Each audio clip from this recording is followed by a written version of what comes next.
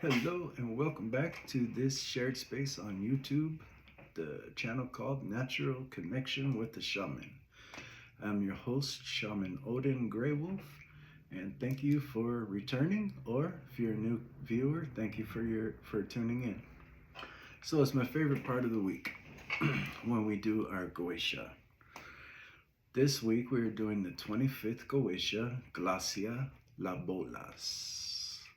And if you're wondering what this ridiculous white piece of paper on me is, that's the seal of Glasya-Labolas. It's said that when you're working with Glasya-Labolas, to wear his seal or he will not obey.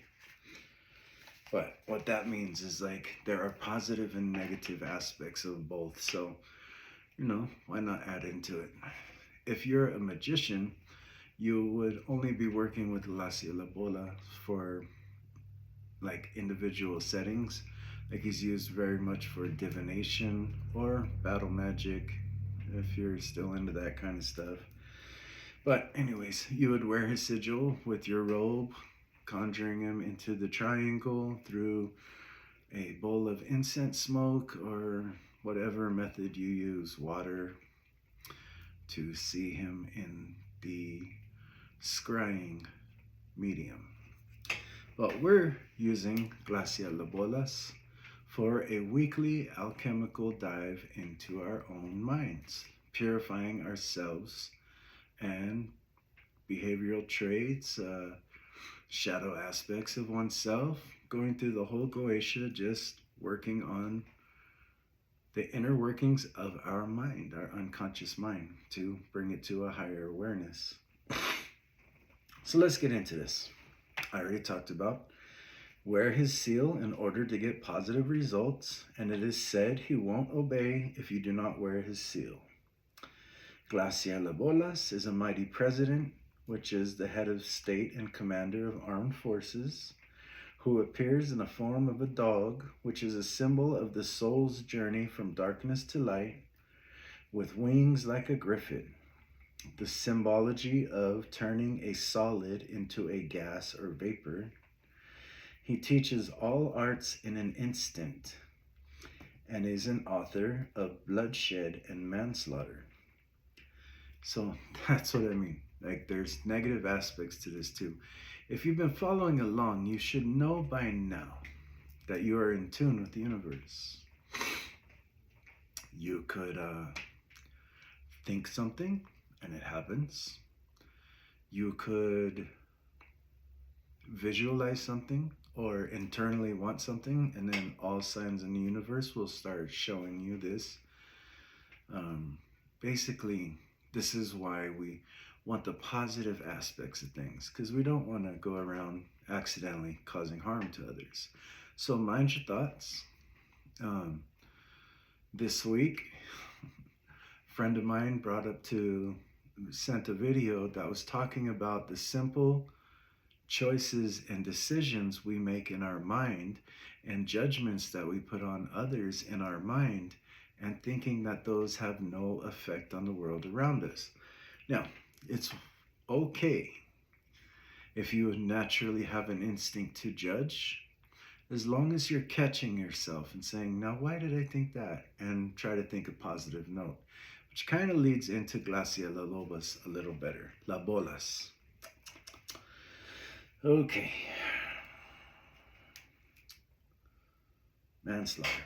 He tells all things past and to come, if we desire him to. That's what I mean. You would wear the sigil of Glasya-Labolas after you open up the circle and conjure him in. You could use him for divination.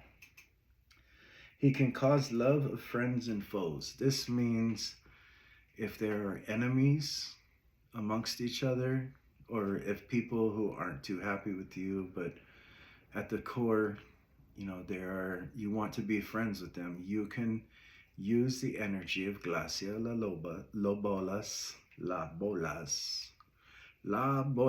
Should be easy for me being Spanish, right?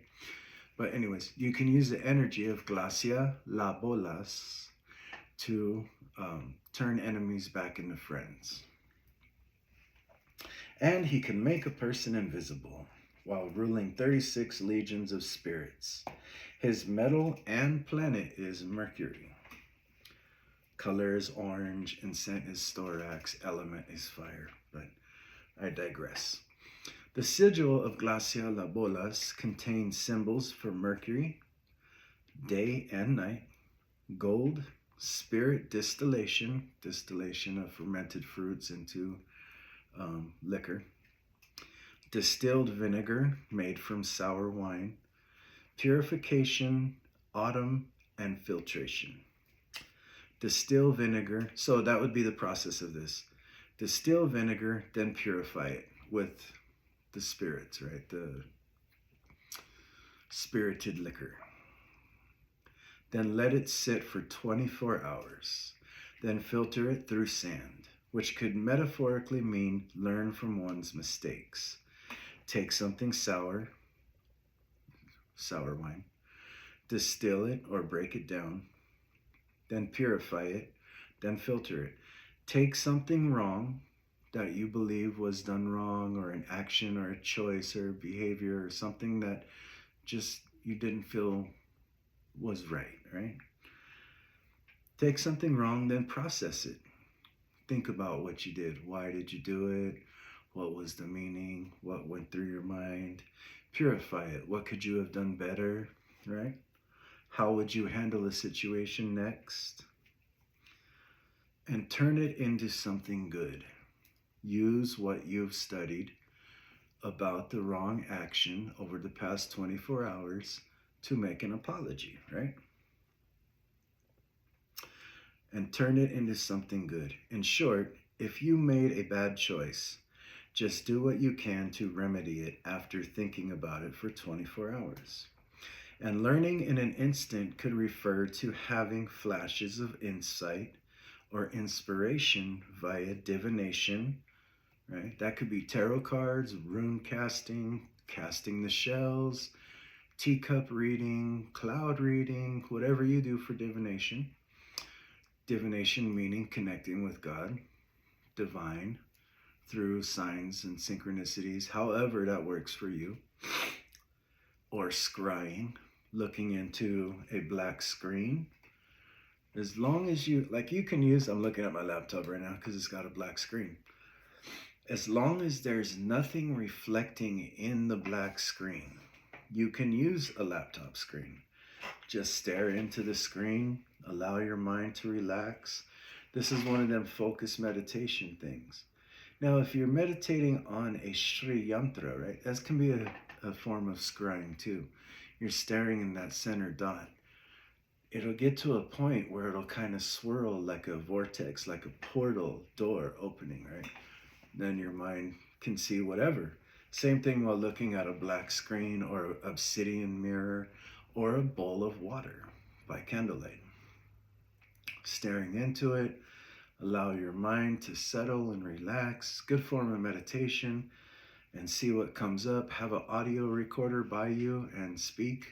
This way you don't have to break out of divination, scrying, to write down what you see. And see what comes to you. Or creativity. Like all things, if you tap into your imagination through any form of creativity, clay molding, painting, drawing, whatever you do, dancing, singing, allowing, like singing in the Norse, they call that seder, right? And they connect to the gods by singing songs. Okay, what are we doing this work for, right?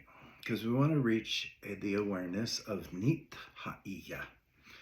That is God who gives wisdom. This is the first angel of dominions. Dominions is the chorus of angels that represents love as a unifying force and making the abstract actual. Like, in other words, divination, seeing your scrying, right?